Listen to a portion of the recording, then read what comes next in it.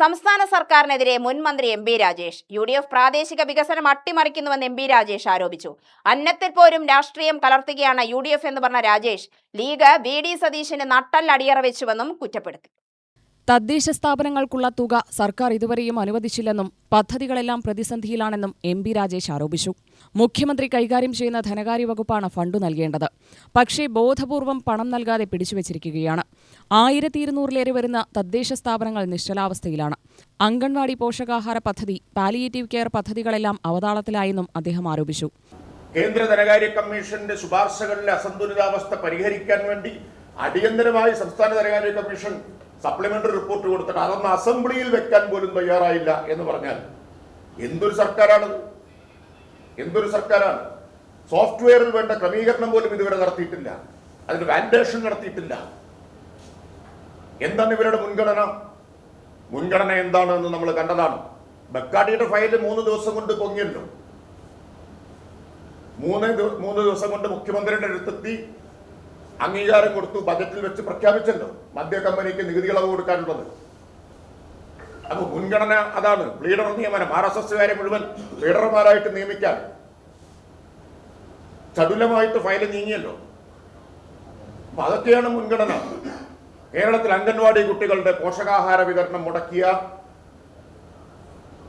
ആശുപത്രികളിലെ ഡോക്ടർ ഫാർമസിസ്റ്റുകൾക്ക് ശമ്പളം കൊടുക്കാൻ നിർവാഹമില്ലാതെ ഈവനിംഗ് OPകൾ മുടക്കിയ, ബഡ് സ്കൂളിന്റെ പ്രവർത്തനം അവതാളത്തിലാക്കിയ ഈ പ്രതിസന്ധി സൃഷ്ടിച്ചത് UDF ഗവൺമെന്റ്. പ്രധാനമായിട്ട് മുഖ്യ ഉത്തരവാദിത്വം ധനകാര്യമന്ത്രിക്കും, രണ്ടാമത്തെ ഉത്തരവാദിത്വം തദ്ദേശ വകുപ്പ് മന്ത്രിക്കാണ്.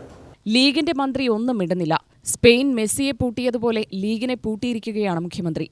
ഡിവൈഎഫ്ഐയുടെ പൊതിച്ചോറ് വിഷയത്തിൽ UDFന് ഇടുങ്ങിയ ചിന്താഗതിയാണെന്ന് പ്രതികരിച്ച രാജേഷ്, ഡിവൈഎഫ്ഐ നൽകുന്ന പൊതിച്ചോറ് ആളുകൾ വാങ്ങിക്കഴിക്കുന്നത് ആര് നൽകുന്നുവെന്ന് നോക്കിയിട്ടല്ലെന്നും കൂട്ടിച്ചേർത്തു. മാസം 4.5 കഴിഞ്ഞിരിക്കുന്നു. എന്താണ് ഈ ഫണ്ട് അനുവദിക്കാത്തത് എന്ന് വാതുറന്നൊന്ന് ആവശ്യപ്പെടണ്ടേ? അതിന് പോലും നട്ടല്ലില്ലാതായോ? ലീഗിനെ ലോകകപ്പിന്റെ ഫൈനൽ മത്സരത്തിൽ സ്പെയിൻ മെസ്സിയെ പൂട്ടിയതുപോലെ പൂട്ടിയിട്ടിരിക്കുകയാണ്. സ്വന്തം വകുപ്പിന്റെ കാര്യത്തിൽ ഇത്ര ഗുരുതരമായിട്ടുള്ള അവഗണന മുഖ്യമന്ത്രി കാണിച്ചിട്ട് ഒരക്ഷരം മിണ്ടാനോ ഈ ഫണ്ടൊന്ന് വാങ്ങിക്കൊടുക്കാനോ ഇവർക്ക് കഴിയുന്നുണ്ടോ? സംസ്ഥാന ധനകാര്യ കമ്മീഷൻ വരുത്തിയ ക്രമീകരണം, മറ്റത് അസന്തുലിതാവസ്ഥ പരിഹരിക്കാൻ സംസ്ഥാന ധനകാര്യ കമ്മീഷൻ വരുത്തിയ ക്രമീകരണ പ്രകാരമുള്ള നടപടികൾ സർക്കാർ സ്വീകരിക്കുന്നില്ല.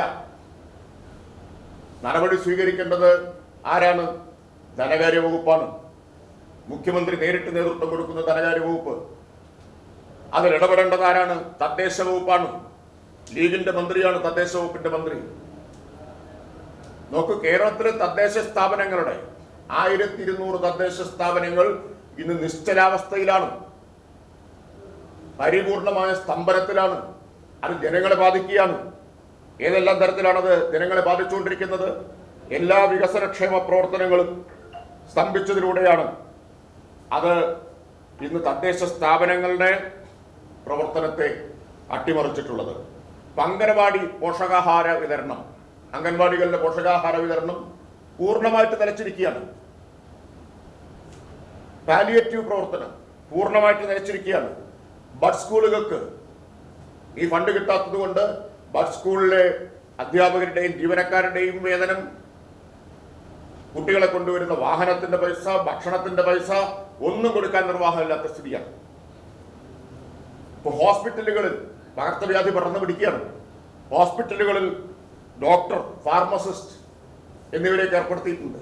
LDF സർക്കാരിന്റെ കാലത്താണ് ഉച്ചയ്ക്ക് 1 മണി വരെ ഡോക്ടറെ അനുവദിച്ചിരുന്നതിന് പകരം ഉച്ചയ്ക്ക് ശേഷം 1 മണിക്ക് ശേഷം ഈവനിംഗ് OP തുടങ്ങാൻ തീരുമാനിച്ചത് LDF സർക്കാരാണ്.